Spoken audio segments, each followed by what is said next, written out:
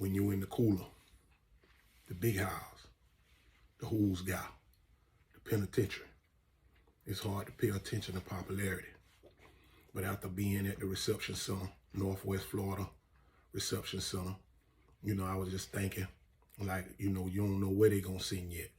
That anticipation alone can kind of like be topsy-turvy for you because you don't know where they're gonna send you at. And we know, convicts know about the toughest places that they could send you. Anyhow, when they was passing out the information to tell us where we were going, I felt lucky. Not sort of lucky, but I felt like it was divine preordainment when my reception receipt turned out to be Glades Correctional Institution. My hometown. What's the chances of that? Of them sending me 8 hours south to my hometown? Man, I'm gonna be very frank with this as best I can, because since I just been on social media, I'm just finding out about my own popularity. Like, you be so into the moment that you can't pay attention to these things. When I got off the bus at Glades Correctional Institution in my hometown, born and bred, the first officer saw me. It was a shock. Man, what's up, man? And, I'm looking, I'm telling him, like, I don't want that type of, attention or whatever, because I know that gonna cause trouble with other guys or whatever.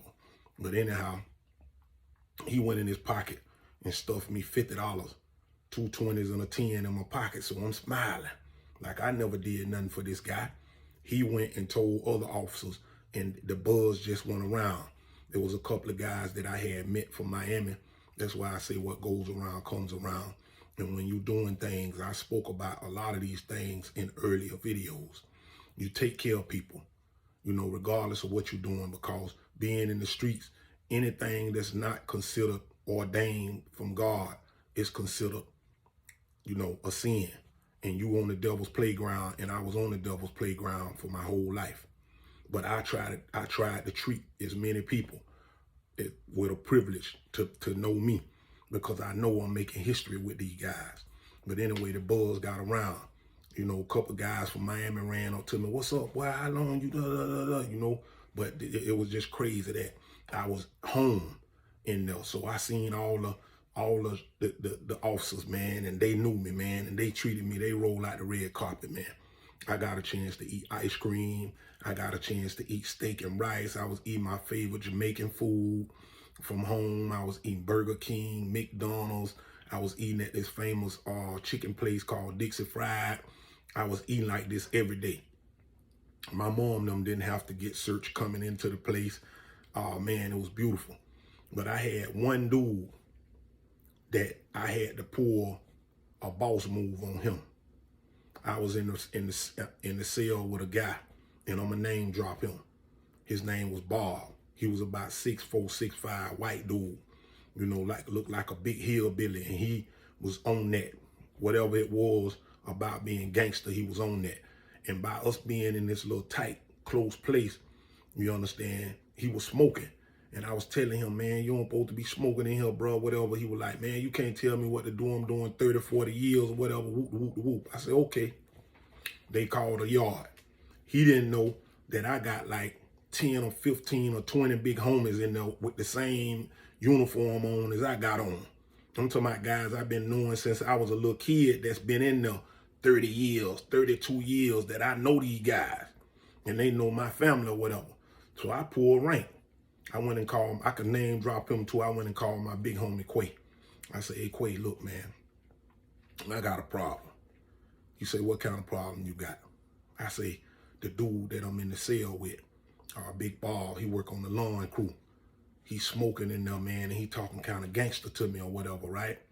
So he was like, okay, I'll take care of that. He went over there. He said, come on, go with me. Now, Quay done been in about 34, 35 years straight, non-stop, without getting out. He went over there and said, you see my homeboy?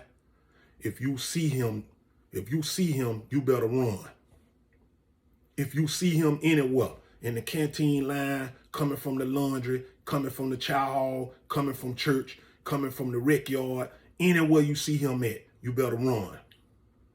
And that was a beautiful thing because it went around, and being home, I had so many things. The hardest thing I had to deal with was guys that I knew was trying to move a little, shucky in or whatever, and they was trying to get me to plug them with people that I knew. And when I go in, I don't be on the chicanery. I just want to do mine and get back out there. You understand? Because I left my mom and them straight. I was taking care of a few things or whatnot. And, there I had to indulge in a little trade craft too.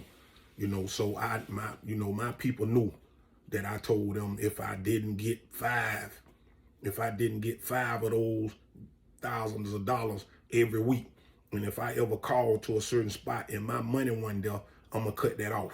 Because I left y'all the phone, I left y'all the money, and I left y'all that. So I knew when before I left, I set it up. Well, I knew if I said, hey, how many bicycles you bought for Christmas? I knew what that meant.